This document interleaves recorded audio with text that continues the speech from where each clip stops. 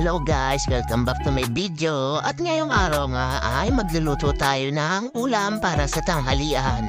Ito bababa tayo guys, magtitime muna tayo sa rep lang, uulamin. Samahan niyo ako guys. So dito kita ng yeso, dahil yelo no. So ba ako gumawa ng yelo na yan? Titinda daw siya. Ito may baboy tayo dyan no. Naglit na nga sa gilid ng rep po. Patumigas na. Tapos may manok. Malayo ko rin magmanok eh.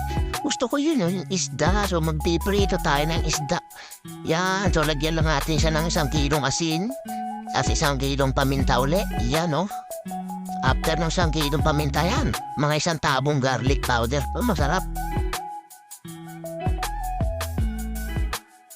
Natin yan, yung sason mix natin, pampaaroma lang, mga 1 kutsara, dilagay natin yan. Tapos yan, mekos-mekos natin, para sumarap. Tapos balik rin natin, after natin malagyan yung kabilang side. Tapos yan naman, pagka sa kabilang side, lagyan ulit natin ng sason powder, mga 1 tabo. Tapos asin, 1 kilo ulit, lagyan na natin pati garlic powder, 1 planggana. Tapos paminta, mga 1 sakong paminta. Eto guys, ito yung sasabi ko, kaya gusto ko mag-isda. Nakita ko may papaya para sa rep eh. Tas may talbos din. So naalala ko guys dati no, nung binata ko. Pag nagpuputol fight kami madalas ng mga kaibigan ko no. Sarap lang ng ganyan, ano lang eh, ulam namin eh. Mangunguha lang ng talbos sa mga likod bahay kung sino may tanim. Tas papaya, maghanap kami kung saan may papaya na may mga tanim din. Kukurin lang namin doon. Simado lang na naman sa kanila. Saka, siyempre yung iba, may mga tanim talaga. Tapos yan, may lalagyan lang namin na ano yan guys, sardinas. Tapos gigisa namin sa sibuyas bawang, kamatis. Tapos may sili, yung pasarap dun yung sili. So yan, dahil na-miss ko yung ganong luto, magluluto ulit tayo ng ganong gulay. Ang sarap naman siya guys, tsaka masustansya pa siya. Kung may malunggay nga, baka lagyan ko pa to ng malunggay eh.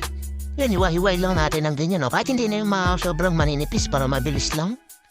Tapos lagay natin, tapos ito, iwain natin yung mga pampaating, mga aromatics natin. And yung sili kita, yung mga 2 sili lang lagay natin. Buksan natin yung kawali. Tapos yan salo nga natin tong isda muna. Kasi medyo matagal manin eh. Maluto. So medyo malaki to kaya 2 lang ang nagkasya sa kawali. Ito naman guys, yung paggigisa naman. Wala naman akong dyan eh, kung ano makukuha sa sibuyas bawang na yun eh. Sibuyas bawang luya, sili. Kahit sabay-sabay yan, basta itong kamatis kasi may tubig yan, diba? Ay, may tubig. May katas yan, so hinahuli ko talaga siya kasi hindi siya rekta sa mantika. At tapos lagyan natin yung sardinas natin, no? Sinabuhan lang natin may 1 latay. Tapos yung papaya natin, lagay natin dyan. Tapos lagyan ulit natin ng mga 1 kilong paminta yan, no? Tapos magic sarap yan, no? Mga 3 dosena. Kadami, no? Pa natin, tayo lang natin yung pumulo.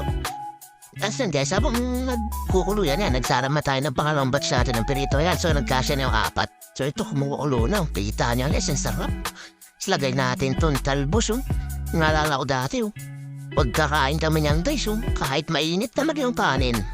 Tapos mainit din yan. Lantakan talaga, ang sarap.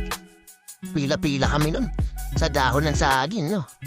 Doon ko unang nakain yung ganyan luto eh. Nakain naman akong papaya pero yung mga ganun pasili kasi. As ito guys, tekos na ako niya no.